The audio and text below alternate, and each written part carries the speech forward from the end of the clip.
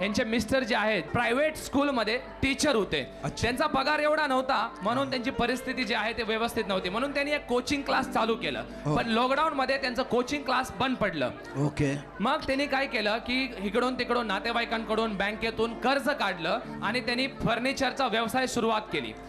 पण तो व्यवसाय पण व्यवस्थित चालला नाही आणि त्यांच्यावरती 10 लाखाचं कर्ज झालं. ते त्यांच्या जीवनाला वैतागले. आता करायचं तरी करायचं काय.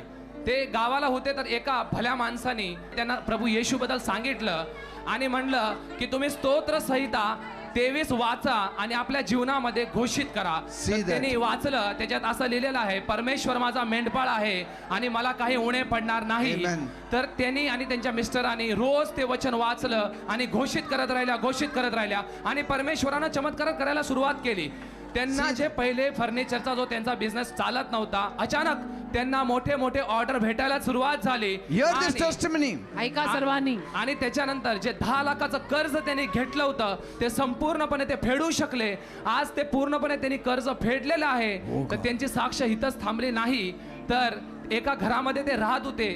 जे 10 वर्षामध्ये रेंटेड हाऊस मध्ये ते राहत होते. ते घर असं होतं, पाऊस जर आला तर संपूर्ण पाणी त्यांच्या घरामध्ये येत होते. त्यांनी सांगितलं की एक दिवस तर असं झालं होतं की आम्ही दोघंही पाण्यातच झोपलो होतो.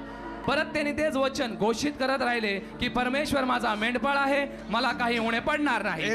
आणि तसंच झालं. जे 10 वर्ष ज्या रेंटच्या घरात राहत होते त्यांनी ते घर विकत घेतलं आणि तिथं आज एक मोठं घर बांधलेलं आहे आणि ते आणि त्यांचा परिवार सुखी आहे. ते केवळ त्यांनी वचन घोषित केलं, वचन ऐकलं. तसंच प्रियानो, रोज शनिवारी या, वचन ऐका, पाठ करा आणि आपल्या जीवनात घोषित करा. वचन ऐकायला मात्र दर शनिवारी येत राहा. Praise God. हे खरं आहे जे काय म्हणतात, सगळं खरंय. सगळं खरं आहे. कर्ज होतं आमच्यावरती. आम्हाला वाटत नव्हतं की आम्ही कधी त्याच्यातून बाहेर पडू, पण मी 2च महिने ते वचन म्हणत राहिले आणि 1 जानेवारीला मी ते सगळं कर्ज फेडलं आणि आता माझ्या डोक्यावरती 1ही रुपयाचं कर्ज नाहीये. बघा, सगळे येशू प्रभूमुळे झाले. आणि अजून एक गोष्ट आहे, यांचे मिस्टर जे आहेत पहिले ते प्रायव्हेट टीचर होते आणि अचानक प्रभू येशूनं चमत्कार केला. त्यांना आता सरकारी शिक्षक होण्याचं लेटर देखील भेटलेलं आहे.